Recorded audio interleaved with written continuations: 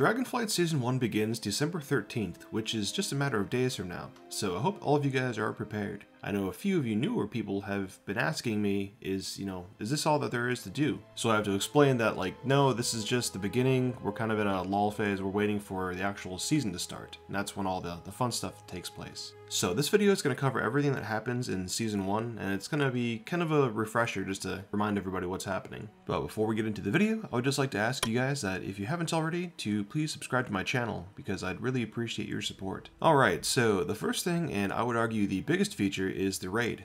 The Vault of the Incarnates is the first raid of this expansion, and while I personally did not have time to test it on the beta, judging from the footage that I saw, it looks like a really fun and interesting raid tier, especially for a first raid of an expansion. The last boss, Razgath, is the big lightning dragon that you've probably seen in a bunch of different cutscenes while leveling or even in that launch cinematic.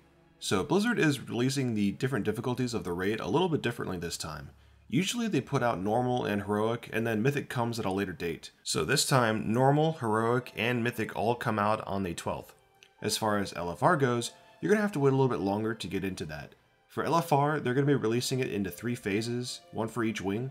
The first wing is going to be unlocked on December the 19th, the second wing unlocks on January the 2nd, and the last part of LFR is going to come out on January 16th. During this time, the race to the world first is going to be going on, so make sure that you guys check out the streams on Twitch and watch some of that content, because it's really fun to watch. Usually Echo and Limit put together some really good content. And for anyone who doesn't know what that is, basically, every time a new raid comes out, the big guilds in the game all basically compete to see who can clear Mythic first. So it's a pretty competitive thing, and it's just really fun to watch.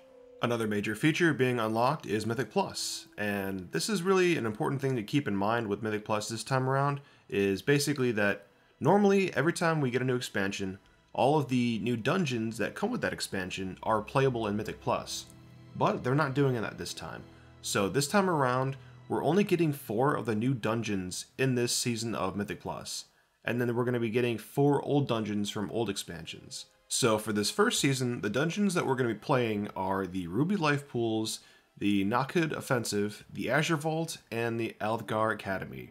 And then the older dungeons that are going to be a part of this first season are the Halls of Valor, Court of Stars, Shadow Moon Burial Grounds, and the Temple of the Jade Serpent. So unfortunately, the other 4 dungeons that just came out with this new expansion are not going to be playable in Mythic Plus. We're going to have to wait until Season 2 comes out before those get put into the rotation. And personally, I really do not like the way they're doing this. I think it's kind of weird, but yeah, I mean, it is what it is, guys.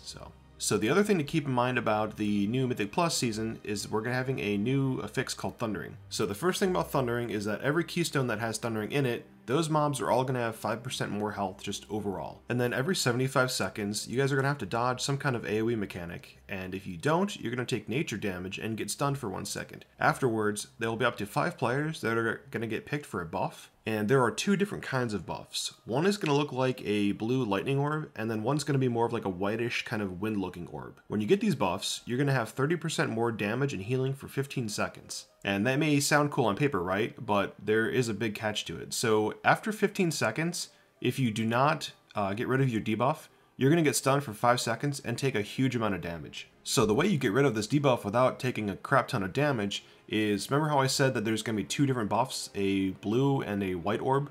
So to get rid of the debuff, you have to find someone with the opposite color orb on their head and go running to them. It's kind of similar to the Thaddeus fight in Nax, where you got the positive and negative debuffs and you have to run to the opposite person. So it sounds like once you start pushing those higher keys, the way to actually time those higher keys is going to be really kind of working down that clock on the debuff and, running into another player at like 1 to 2 seconds before you get stunned. So it's going to be kind of interesting, and if you're someone that just doesn't want to deal with it, you can just run into another person immediately. So it's really just up to you when you guys want to get rid of the debuffs. Season 1 is also when the new PvP season starts, so that means you guys are going to be able to start earning conquest points from raided battlegrounds, arenas, and the new solo shuffle, which is an entirely new thing that we got last expansion, but Blizzard was kind of just using it as like a test thing. But now you're going to actually be able to get conquest points from it.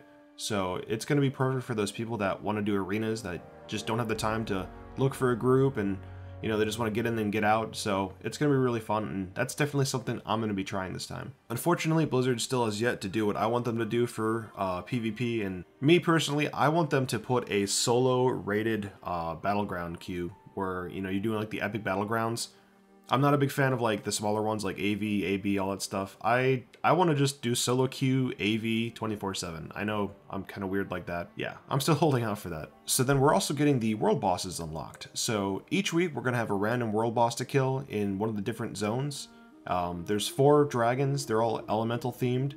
And I imagine it's not going to be very hard to find them. So make sure you guys do that once Season 1 starts, and just do it every week. And then finally we have the primal storms, which are very similar to the ones you saw in the pre-patch, except these ones are going to appear on the Dragon Isles. Killing mobs in these events will grant you elemental overflow and storm sigils. Both are currency that you guys can use to buy gear from the vendors in Valdrakken.